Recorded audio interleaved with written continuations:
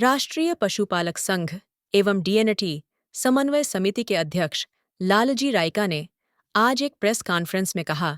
कि विमुक्त, घुमंतू और अर्ध घुमंतू समाजों के लिए रेणेके और इदाते आयोग की रिपोर्ट की सिफारिशों के आधार पर केंद्र और राज्य सरकारों ने नीतियां बनाई हैं, लेकिन राजस्थान सरकार ने इन सिफारिशों को गंभीरता से नहीं लिया। उन्होंने आरोप लगाया कि राज्य सरकार ने इन समाजों के मुद्दों पर उदासीन रवैया अपनाया है। ये 7 तारीख को हम लोग पाली में एक बहुत बड़ा आंदोलन कर रहे हैं, जिसको हमने बहिष्कार आंदोलन नाम दिया है। और इस आंदोलन में हमारा मेन पर्पज ये है कि जो डीएनटी है, विमुक्त, घुमंतू और अर्ध घुमंतू जातियाँ जो 31 समुदाय हैं, उनको मिला करके सरकार ने जो नीति बनाई है और जो अलग अलग आयोगों ने जो रिपोर्ट दी है, उसके आधार पर सरकार ने एक आदेश निकाला कि केवल 31 जातियों को शामिल किया। उसमें भी 80% नाम छूट गए। सेंट्रल गवर्नमेंट ने ये नीति बनाई थी कि भाई हर एक स्टेट गवर्नमेंट को विमुक्त, घुमंतू, अर्ध घुमंतू के लिए विकास के लिए नीतियां बनाना है, लेकिन राज्य सरकार ने कोई उस नीतियों में खास नहीं किया। इसलिए हम 9 सूत्रीय मांग लेके आए हैं, जिसमें पहली मांग है कि भाई इन जातियों को,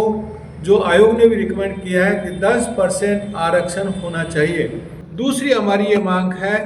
कि भाई आवासहीन, बिकॉज इसमें बहुत सारी जो समाज के लोग आवासहीन हैं, क्योंकि घुमक्कड़ जाके एक स्थान से दूसरे स्थान पे जाती रहती है, तो गांव में 300 गज जमीन उनको आवास के लिए देना चाहिए, और यदि पशुपालक है 300 गज उनको बाड़े के लिए देना चाहिए। शहर में उनको 100 गज जमीन देना चाहिए।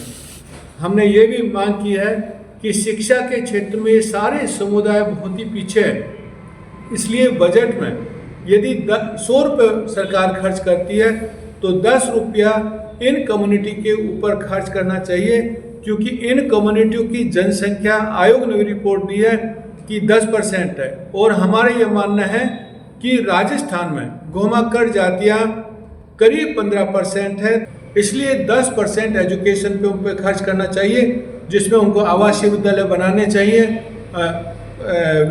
कॉलेज खोलने चाहिए, कला विद्यालय खोलना चाहिए, स्किल डेवलपमेंट के लिए खोलना चाहिए, तभी इन जातियों का विकास हो पाएगा। डीएनटी समुदाय से 1000 बच्चे सेलेक्ट करके उनको विदेश में एजुकेशन के लिए भेजा जाए, डॉक्टर, इंजीनियर और दूसरे कोर्सेज में, और उसकी सारी जो खर्चा स्कॉलरशिप है वो सरकार को देना चाहिए। सबसे पहला आंदोलन हम लोग पाली में कर रहे हैं, और पाली से इस क्रांति की हम लोग शुरुआत कर रहे हैं। इसके बाद सरकार नहीं मानती है, हर डिस्ट्रिक्ट में जाएंगे, उसके बाद भी सरकार नहीं मानती है तो हम लोग जयपुर कूच करेंगे और सबसे बड़ा आंदोलन वहाँ पे करेंगे। मैं ये सबको बताना चाहता हूँ कि इस बार डीएनटी जो समुदाय है, घुमंतू, अर्ध घुमंतू और विमुक्त समाज झुकेगा नहीं, संगठित होकर प्रयास करेगा और अपने हक और अधिकार लेगा। जिस प्रकार के आयोग, जो रेणके आयोग के मार्फत से सरकार ने घुमंतू और घुमंतू के सर्वांगीण विकास के लिए एक कदम आगे बढ़ाया है, लेकिन उसमें बहुत सारी त्रुटियां हैं। हमने संवैधानिक तरीके से, लोकतांत्रिक तरीके से, प्रजातांत्रिक तरीके से सबसे पहले जयपुर में बैठे हुए जिम्मेदार लोगों के पास गए, हम लोग उनको आग्रह किया, निवेदन किया, हाथ जोड़े, सारी समस्याएं बताई, लेकिन उन्होंने हाथ खड़े कर दिए। तब जब सरकार सत्ता हाथ खड़ी कर लेती है, तब जनता के सामने एक ही राह होती है, एक ही रास्ता होता है कि लोकतांत्रिक तरीके से कहीं न कहीं धरना प्रदर्शन आंदोलन के मार्फत से सरकार की नींद को जगाया जाता है। मंत्री जी के पास हम लोग गए, उन्होंने हाथ खड़े कर दिए कि मुख्यमंत्री जी के पास में जाओ, कैबिनेट मंत्री, शिक्षा मंत्री मदन जी दिलावर साहब, उन्होंने हाथ खड़े कर दिए कि हमारे पास में कुछ नहीं है, बैठने के लिए कुर्सियां तक नहीं थी। हम वहां से निकल गए, कोई बात नहीं, या तो मुख्यमंत्री जी के पास जाओ या दिल्ली चले जाओ, हमारे पास कुछ नहीं है। भाई आखिर में जनता, राजस्थान की जनता आपको वोट देती है, सरकार बनाती है, सत्ता बनाती है, पीड़ा वेदना लेकर यहाँ कोई नहीं सुनता तो जयपुर जाते हैं, और जयपुर वाले भी हाथ खड़े कर रहे तो कहाँ जाएंगे। इसलिए मजबूरन हमें कहीं न कहीं आने वाले 7 जनवरी को नई क्रांति की शुरुआत होगी,